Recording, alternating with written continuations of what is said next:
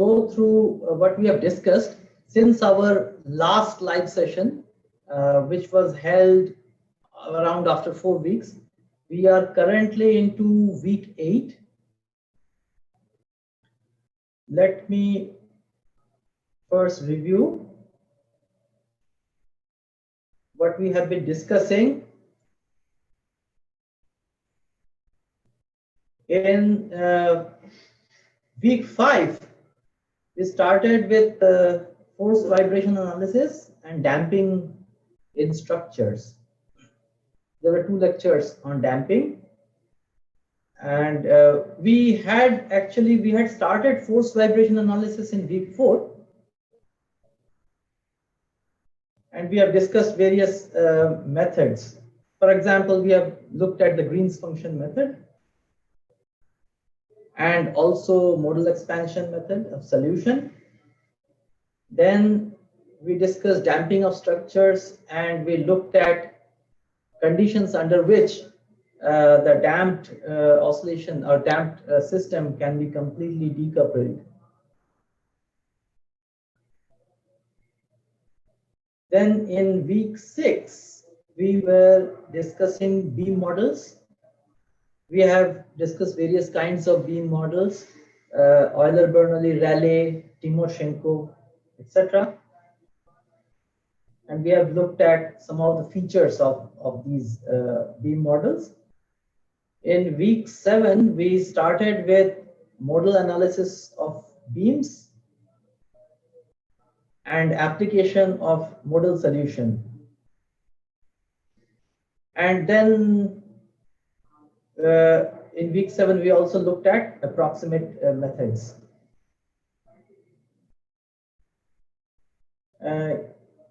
You see, this modal analysis of beams, for example, is or modal analysis of any continuous structure or any continuous model is a very important step towards constructing more general solutions. We use the eigen modes to expand any solution of the system. It can be free vibration problem, it can be force vibration problem. We use these eigen modes to express any solution. The reason being, all these problems that we have discussed in this course are they are self-adjoint. They have self-adjoint operators which govern the dynamics, and for such operators, it is known that the modes are all orthogonal, and it is a complete basis for the solution space. While we see, because this is a continuous system, we have infinite number of modes, but we can always truncate with the hope that the most of the energy is concentrated in the lower modes. But we can always make a check by taking a few higher modes and seeing how the solution varies. For different kind of forcing, for example, if you give an impulsive forcing, then we may require a lot more number of terms in our solution. But for most of the standard forcing, which are smooth, etc., so for them a few modes should suffice. We discussed this modal analysis in week 7, and in this week we are discussing some topics of beam vibration. I will request you to send me your comments or feedback in the chat box.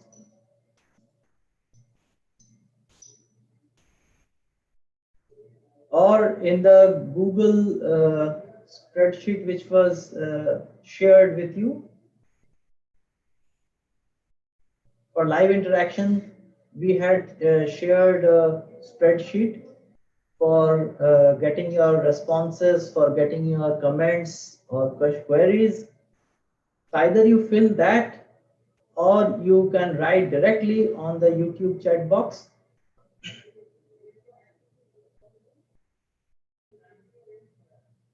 Would like to know how much this course is benefiting you, or how this is helping you in your academics, or maybe some of you are faculty in some place, if it's helping you or how it is helping you uh, in your teaching or in your research.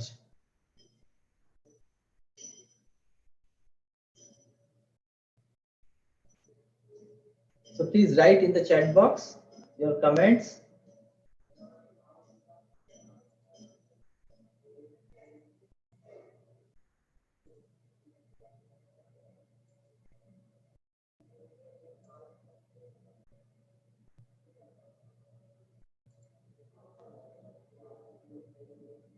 If there are any queries or comments or your feedback on the assignments, for example, how are you finding the assignments? That will be a very important feedback for us.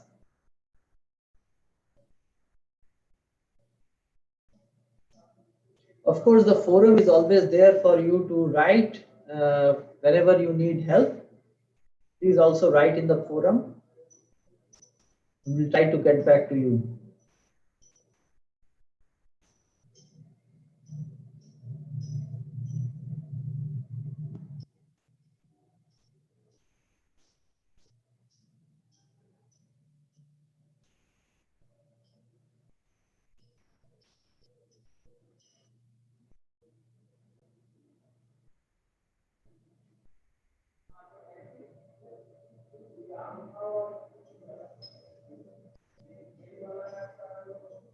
So let us know your queries, feedback in the chat box.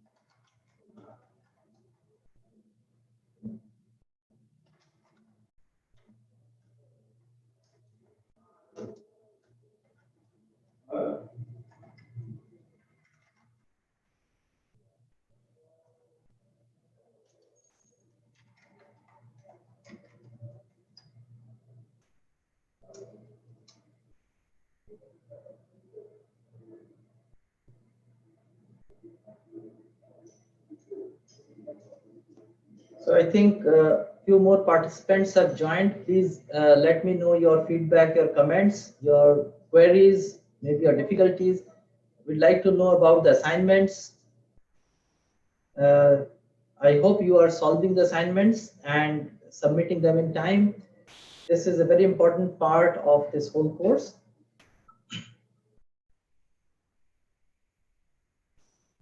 So you can write on the YouTube chat box, or you can also write on the spreadsheet that was shared with you.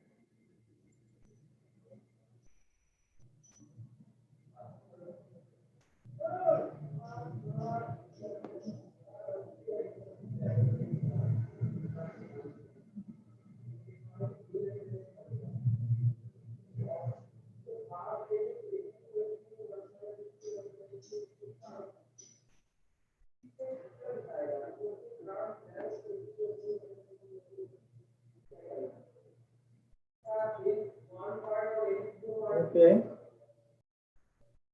let us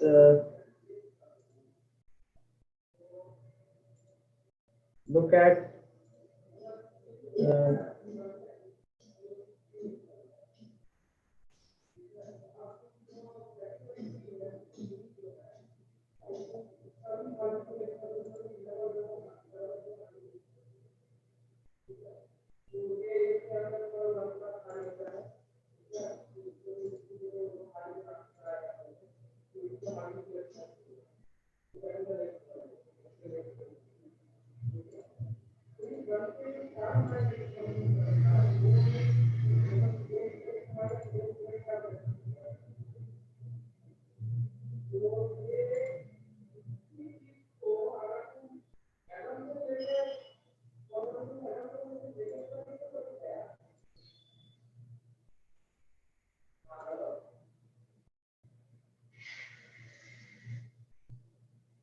so if you are watching this, please, and you are a course participant of vibrations of structures, please write your comments, queries, and we will discuss that here.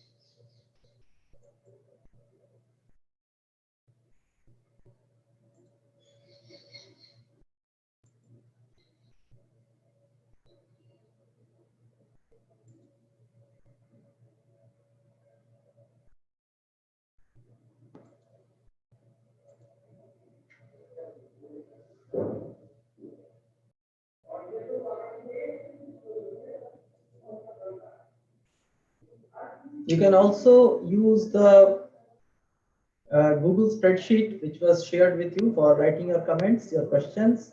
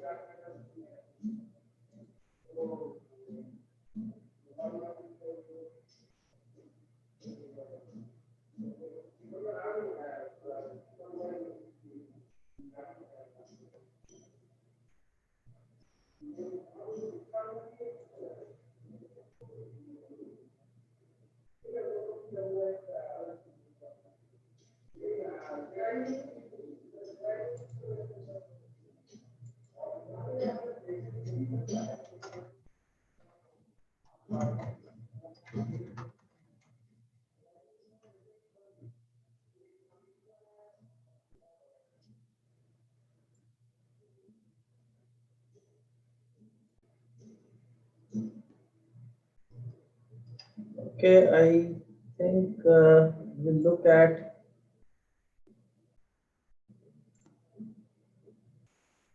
the query. Okay, please discuss about, okay.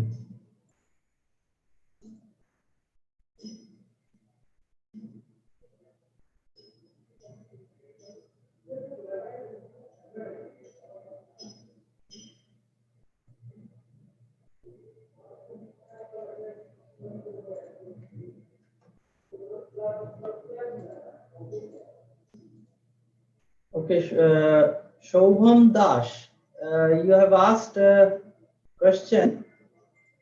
You have a query. Please discuss about the final exam pattern. Is it numerical? Okay, I'll answer that question. Shobham. You see, the final question pattern is like this, that this question paper will be divided into 4 parts. The first part is known as the recall type questions. There will be recall type questions, means which are directly from the videos that you watch, which means that it will contain you will be asked something that has been discussed in the video, not a very fine point, but overall things, those things which we have discussed in the video, which have been presented and discussed. Those things will be asked in this recall type questions. Then in the second part, we have questions from the assignments. You have been solving assignments every week, and these assignments have about 10 questions each. So from this set of questions, you will be asked something. So this is the second part of the question paper. These two parts are roughly 50% of the question paper. And rest 50% of the question paper is again divided in 2 parts. By the way, the first 2 parts are all MCQ type questions. In the second part, again, there is a subdivision. You will have MCQ type new questions. Not that you will not have seen, you may have seen these questions in assignments or in the lectures, but in a different way the question might have been posed. So these are new MCQ questions. So that is the third part of the question paper. And the fourth part is numerical type. These are new questions, but now they are numerical questions. Now these numerical questions, they pose a little bit of a challenge because here you will not have the answer in front of you. You will have to do calculations. There will be a scientific calculator on your screen, on your computer, and you will have to do a calculation, and you will have to key in the final numerical answer. While doing that, you should be mindful about the sign that we have, and also to what accuracy we have asked. I will just tell you.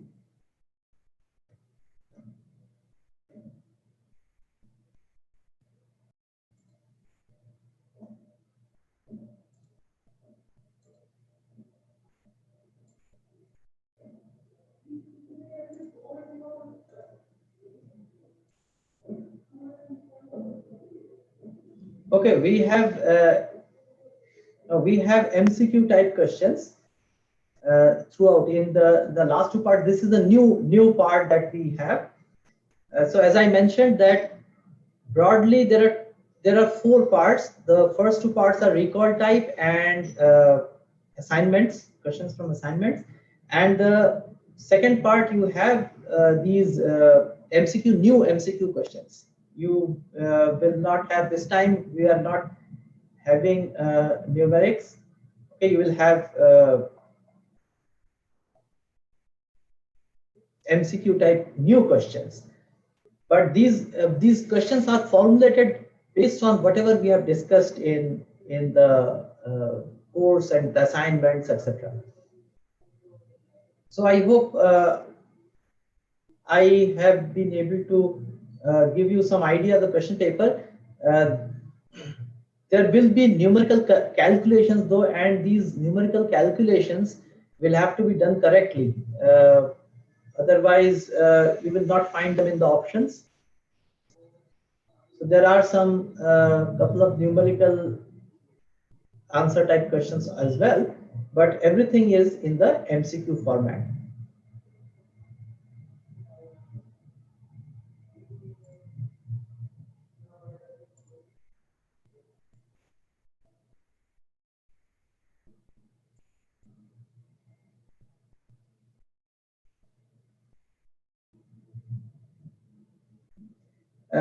What we would like to stress upon in this course is the derivation is very important, and you should be able to derive. For example, you should be able to express the solution as modal expansion, substitute in the either the equations or in the energy expressions or in the Lagrangian, and derive the discretized equations of motion. That is a very important step in continuous system, because as you know that these PDEs, continuous systems have PDEs, but PDEs, in order to solve them, we first discretize the system. And here we have discussed discretization using the modal expansion method. Therefore, it is very important to be able to do these derivation steps or do these analytical steps. You might have also seen this in the assignments, where you have to calculate the kinetic energy expression, not the value, but the expression given the solution form or expansion. You should be able to calculate the kinetic energy, the potential energy in terms of the discrete variables. So that was a very important. That is a very important step in analysis of continuous systems.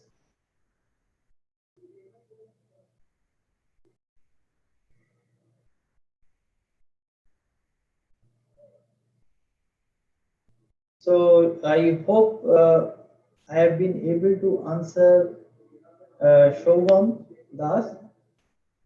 Okay, Mr. V.K. Rao is also a student. He is asking,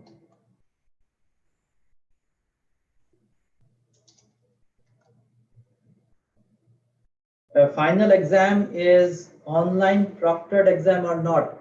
And this will be clarified by the NPTEL office, because now I think they are conducting all exams at the centers, at the exam centers.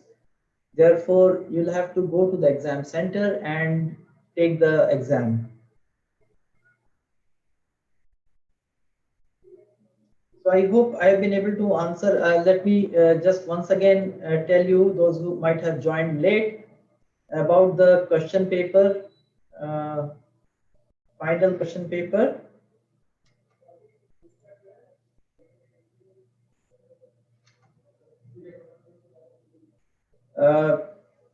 This question was asked by Shobham Das, and I just now answered. I will answer it once again for the benefit of those who joined late. The question paper will essentially broadly have 4 parts. The first part will be recall type questions. These questions are based on the lecture videos that you have seen so they are based on whatever we have discussed in the lectures. Second part of the question paper will be based on the assignments. These questions will be directly related to your assignments that you are solving every week and submitting. The third part and fourth part, I mean, these are new questions, MCQ type. We'll have MCQ type questions. There might be a couple of numerical calculation type questions, but largely these are MCQ questions.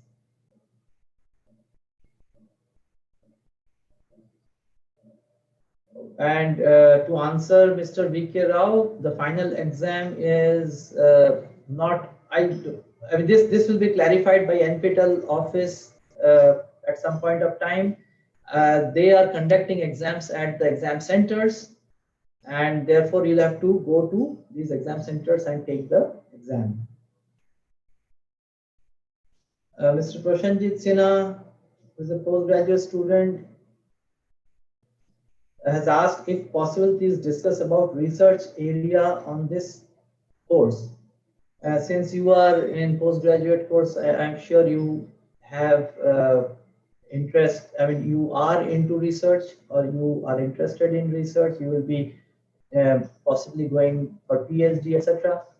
So there is immense scope from starting from here. There is immense scope for doing PhD in this on this topic, or where you need to use continuous system dynamics. For example, we study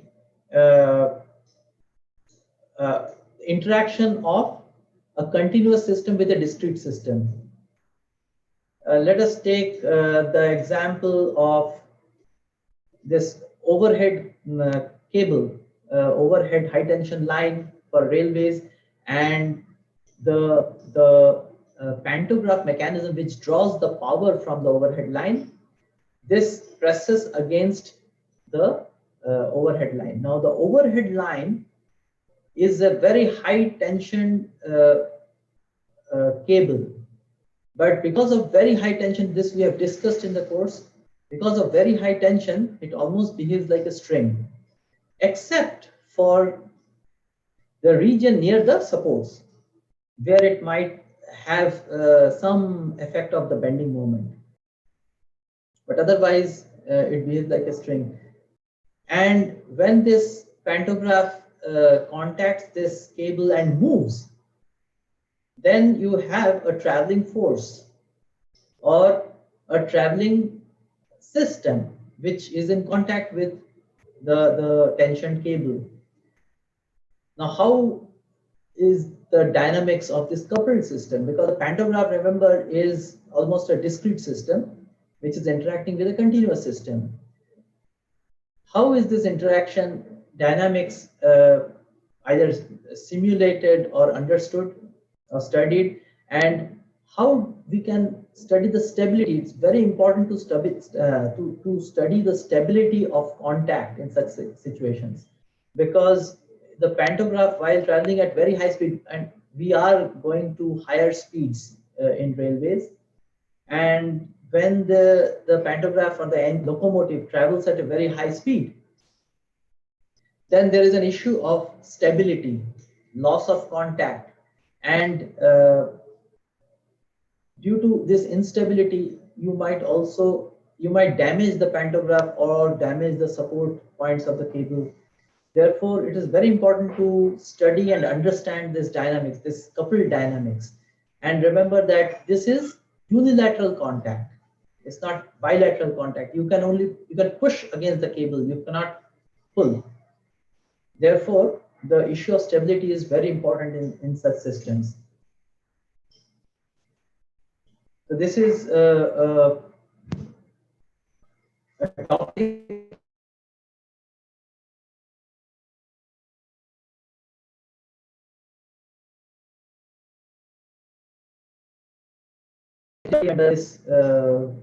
where you can join from this course is in studying, let's say, the dynamics of rotating beams. This is very pertinent in helicopter blade dynamics or even in propeller dynamics, because when it is rotating, you have the centrifugal force, what is known as centrifugal stiffening. Now, this is something which is of great importance for the helicopter industry, or even in turbines and other places. You have rotating beams, very short beams maybe, but they are rotating under centrifugal loading. And this is an important area of research that you can look into.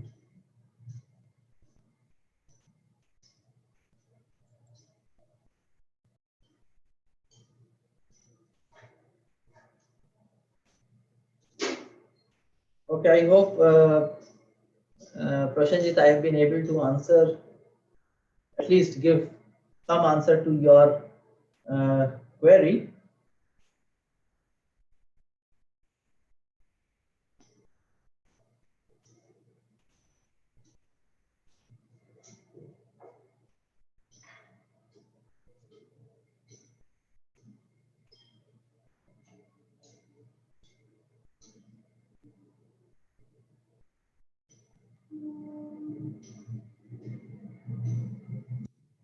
Let me tell you another possible area of research. When you have beams, we have been studying beams like cantilever beams or simply supported beams. Suppose you have a beam which is put on on actuators, but on two sides, two ends of the beam. Suppose you have two actuators, and you actuate the beam to generate transverse vibrations in the beam. Now, if you can tune the two actuators, you can set up traveling waves in the beam. This is one very interesting research area, and you can therefore, if you can set up traveling waves, you can move blocks placed on the beam. This is known as vibration or wave-induced transport. This is one area that I also work on, and this is an interesting area to do research.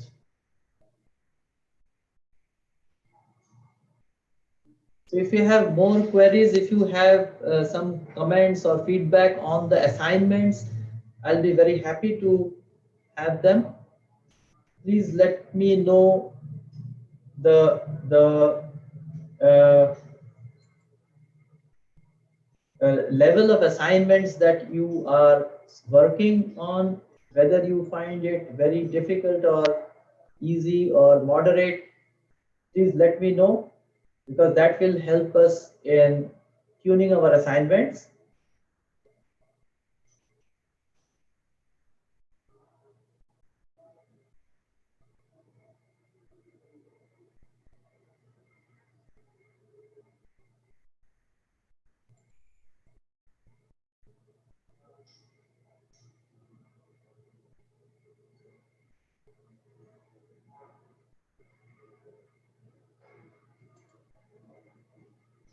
So either post on this Google spreadsheet or on the YouTube chat box.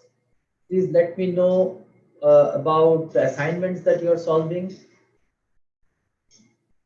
And also you can give me a feedback on the lectures and how it is helping you, or whether something more needs to be discussed, or how we can make it better. So please give me your feedback through the chat box or the spreadsheet.